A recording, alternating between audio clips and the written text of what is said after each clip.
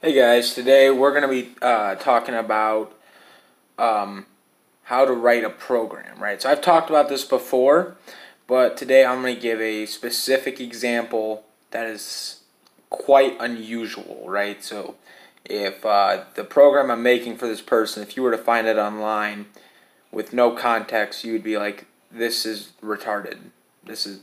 Why does this exist, right? So basically, I was talking to my friend. He wants me to make him a program, and here are his restrictions, right? So he has a squat rack and a bench, but he does not have mats to deadlift on, right? And he doesn't really like deadlifting. So he's a football player, and he also does wrestling, right? So he doesn't really care too much about how much he lifts. He's not like a power lifter like I am, where I want my 3 lifts to get better. He just wants to get really strong, right? So what I'm having him do is, since he doesn't like deadlifts, we're doing a 2-day-a-week squat program and a 2-day-a-week bench. So when I do a 2-day-a-week bench, I bench more than him. I've been powerlifting for longer.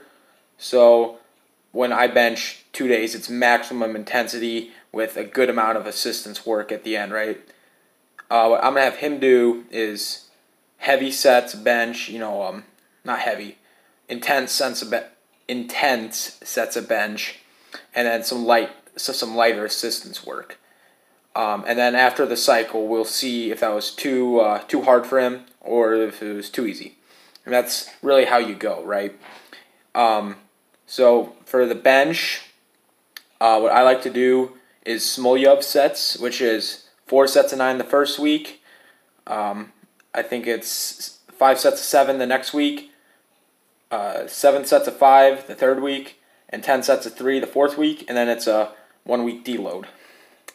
And that's what I do for all my lifts because I like that style. I like high volume and also more heavier triples.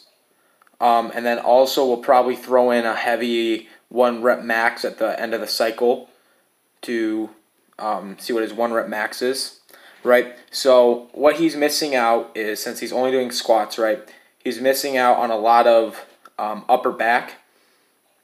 So what we're going to do is, for his squats, we'll do 1-day-a-week squat with his normal assistance work, and then the next day is, and then a couple days later, we'll do his second day squat. Maybe instead of like barbell stuff, we'll do some box jumps.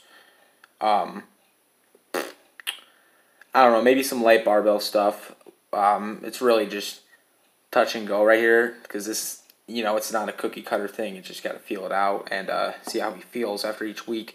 But what I'm thinking is just some light barbell stuff that day, a lot of box jumps, and then that's when we'll do a lot of beltless squats, really hit that lower back, and we'll do a ton of different, because he has a squat rack, right? So we can do rack pulls, we'll do some rows. I think we'll get the upper back pretty good. So that's it really for his squats.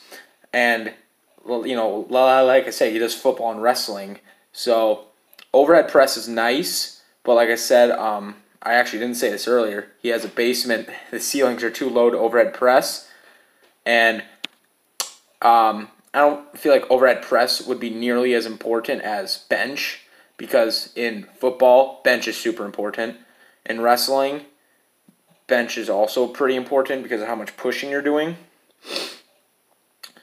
Getting up off the floor and stuff. So I feel like bench is a staple, and squats are just great leg movement. So squats, 2-day-a-week bench, 2-day-a-week squats. This same amount of sets. I like to do joker sets, which is a 5-3-1 thing, which is AMRAP, as many reps as possible at the end. So that way, if you're feeling really, really good that day, or if you picked for the first cycle, you picked your own weight. What I did is 70% of my 1 rep max for the 4 sets of 9, and that worked pretty good. So we're gonna have him do 70%, And if that's too light, because then he'll just do more reps, and then he'll get a good amount of work in, And if it's too much, then that's fine. I guess he's just doing heavier sets instead of the 4 sets of 9.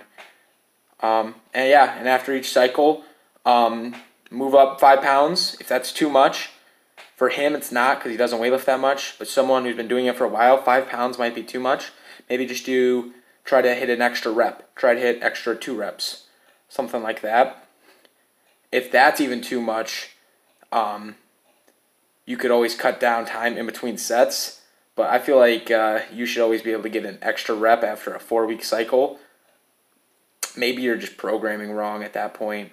I'm not speaking for elite athletes, but for like most weightlifters, I would assume that you can do 1 more rep than after a full cycle, unless either you're overtraining or undertraining, which is a different topic. I'll go on about that later.